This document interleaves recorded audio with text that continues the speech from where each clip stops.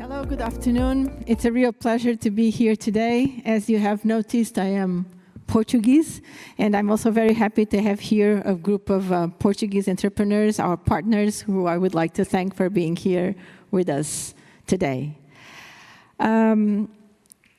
Small and medium-sized enterprises like the elite companies are the critical drivers of job creation, prosperity, and sustainable economic growth globally. Yet they face complex challenges in integrating sustainability into their businesses. Many leaders find themselves constrained by limited time, knowledge, resources, or funding to address global challenges effectively. On the other hand, others may know how to get started, but still need to fully understand what is the business case for sustainability. The power of relationships and connections, including mentoring and peer-to-peer sharing, is huge to address the big topics like the ones covered today and big challenges that we all face ahead. Here is where the ecosystems like ELITE, COTEC, and the United Nations Global Compact can play a huge role with significant impact. And today, for this discussion, we have Jorge Portugal, General Manager of COTEC. Thank you for coming, Jorge. And Marco Frey, Chairman of United Nations Global Compact, Italy. So I will start by addressing a first question to Jorge. Can you explain how COTEC is fostering innovation across different industries? COTEC is an industrial organization with a strong track record in Portugal and significant impact. So, Jorge, over to you. Thank you, Isabel. Good afternoon. First of all, congrats you for accomplishing that exquisite challenge of overcoming your first marathon. And so you recover very well. So thanks for ELITE invitation to be here in front of such a distinguished audience of business people. We start to talk with ELITE with a visit of Marta Testi at our premises, and she said, "Oh yeah, we are also in the business of promoting ecosystems, and as you, so we should cooperate." But it's very difficult. Our first impression was, no, we'll be competitors, so we're doing the same thing. But actually, I think that with Marta's fierce tenacity and our team, we understood that we are not very many entities that are actually nurturing ecosystems, and why ecosystems are important. Most of them associate the word ecosystems to something connected with biology, but actually what we see is that for solving the more complex, the larger complex problems, and there are also the largest opportunities, business opportunities in the near future, you need to work in the ecosystem mode. But it's very different. We look to an ecosystem like two things. We see ecosystem like the first is like organizing a business party, like this. So if you want to go to a business party, you are there in order to find partners or find clients. So that's the expectation to go to a business party, and an ecosystem is more or less like that. The second feature of an ecosystem is like a coordinated skydiving, because you have to put the companies or the entities to work together. You have to link them, but you have to work in a certain way in order that they can produce value in the ecosystem. The speaker in the former panel said that we at ELITE, we are in open mode. It's exactly that. A company to be in the ecosystem, they need to be in an open mode. So I think that the point is why companies cooperate, because cooperation, it's not normal. It's not the competition, it's what is normal. So why the companies could cooperate is basically because they cannot solve all the problems of the business problems and client problems alone. That's why. But the problem is that cooperation has a risk. It's much easier to solve the problems by yourself. The problem is that if you, for instance, if you are an e-bike developer and you want to develop a new e-bike, and you need two complements, and you have also the market adoption risk, and you have the co-innovation risk, and you just multiply. If you have the probability of each of these risks are 80% of success, if you multiply the compound risk, you just get less than 50% of success. So that's why working in ecosystem mode is always very, very risky. So how can we reduce the risk? That's why we exist. COTEC was founded 20 years ago by large companies that they were looking to the Portuguese economy and said that it's only possible for small companies to grow if they work together, and they work with us and they work together. And we started by just defining what was an innovative company, what was those innovation capital that were necessary to be working with the company. And since then, we have been working in the ecosystem, and that's our main asset. We have 340 business associates, ranging from the large banks in Portugal, large community, large companies, but also a myriad of SMEs, what we call innovative SMEs. We have also governance bodies that are in charge with public policy. We have academia and research institutes, and we have also municipalities very recently, each time more and more important in defining the public policy and the competitiveness of territories. So all in all, we work to bring together all these elements and to lower the cooperation risk, the interdependence risk in the ecosystem.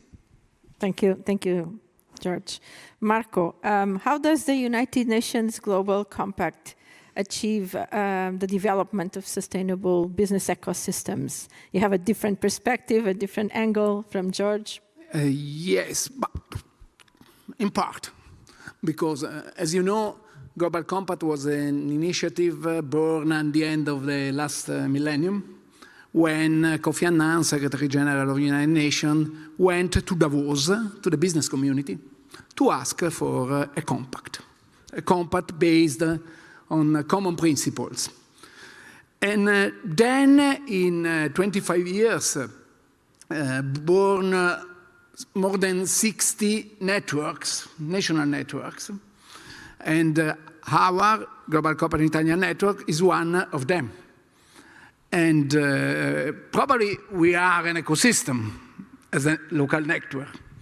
But in the past 20 years, we worked also to cooperate and to help the birth of other ecosystems about sustainability. Our ecosystem is now composed by more than 600 companies, 60% SMEs, 30% large companies, and 10% non-business actors, because this is a multi-stakeholder ecosystem. I think this could be an important thing to do, to maintain a dialogue inside the network with different perspectives.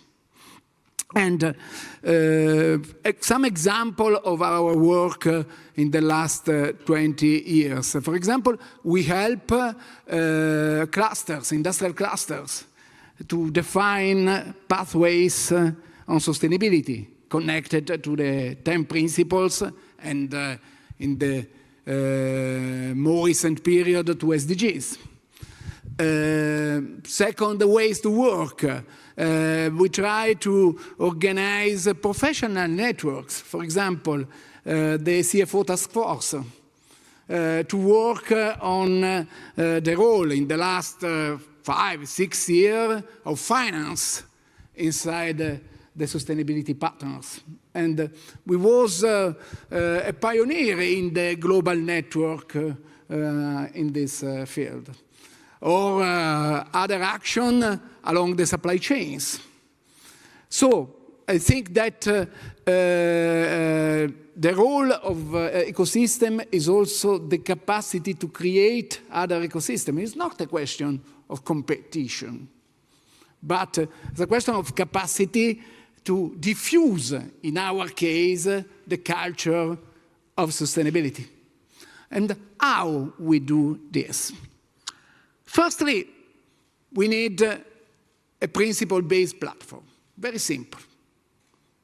Our 10 principles, or the United Nations SDGs of Agenda 2030, are very simple point of commitment for companies.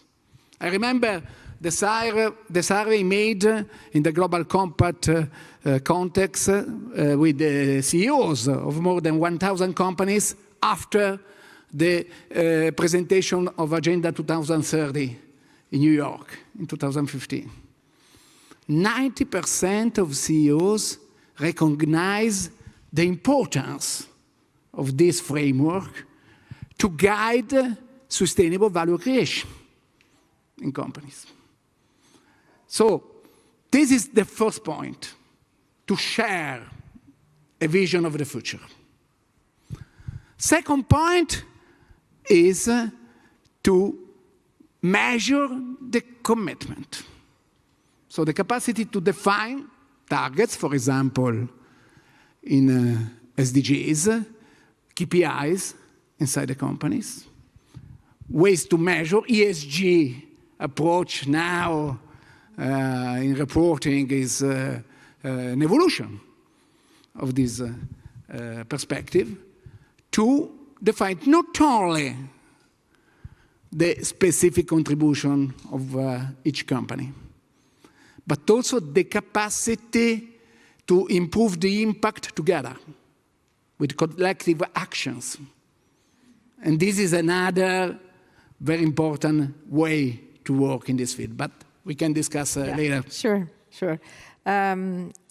One brief question for each of you. Could you give some successful examples of this ecosystem collaboration and describe the impact that they had? George, for you first. We start 20 years ago by defining what is an innovative company. How a company, what are the kind of assets that you need to have in your balance sheet, intangible assets that allow you to grow profitably across a number of periods. Those was our first contribution. More recently, with all the banks, the bank community in Portugal, we define in a quantitative way what is a profile for a company that is able to grow profitably by innovation. So it's becoming a standard, and banks are starting to understand how they can look to a company and to make the right questions.